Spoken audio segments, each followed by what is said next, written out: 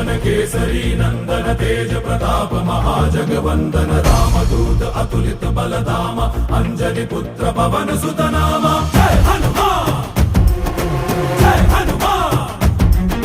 भूत पिशाच निकट नहीं आवे महावीर जब नाम सुनावे संकट से हनुमान छुड़ावे जन्म जन्म के दुख बिसरावे।